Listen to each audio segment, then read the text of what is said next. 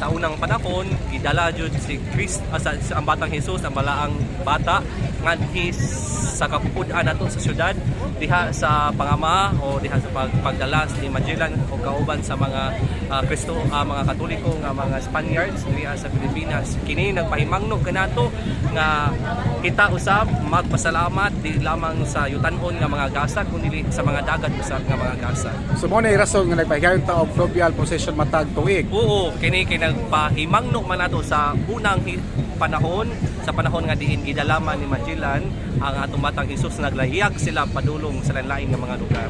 Labi na diri sa Tundakbayan sa Cebu.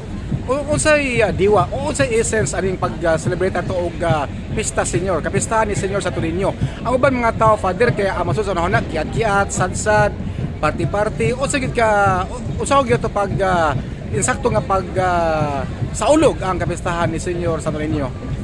Mao na yung problema mga karon nga mga pangunahuna sa mga kabatanunan nga ang pagsaulog niya sa Senyor Santo Niño naghatag lang kini sa mga pagdisko, paghubog o sa mga kiat-kiat nga tumagita sa dakbayan. Dili na mao ang atong hinungdan o essence sa atong kasaulugan karon.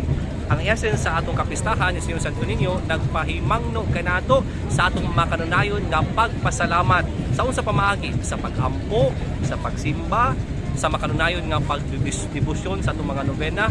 Kini naglangkob brother sa atong kinabuhi aron kita mahiusa kauban sa kang Senyor Santo Niño, labi na sa karon nga tema sa atong basilika nga kapistahan, in Santo Niño we are one. Oo. Unsay mohag mensahe sa mga deboto ni Senyor Santo Niño? Na ako'y tulo ka butang mensahe sa katawhan o mga devotees ni Senyor Santo Niño.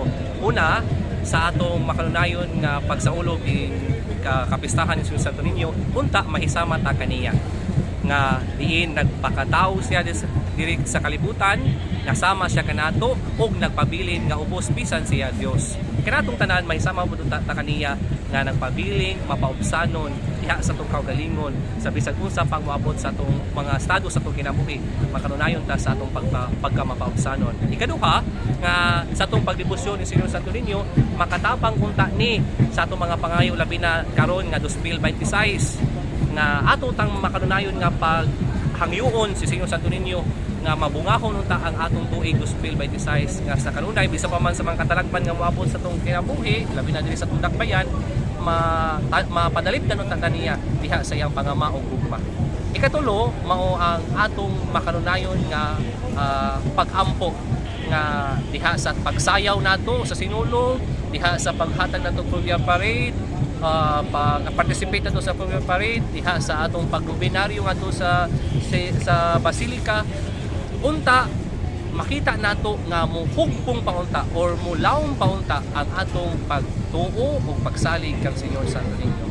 Tulo ka butang akong gihatag nga makanunayon or diha sa atong ma-advise nako para sa tanan nga mahimo kitang mabungahon sa kapistahan karon ni Senyor Santo Niño.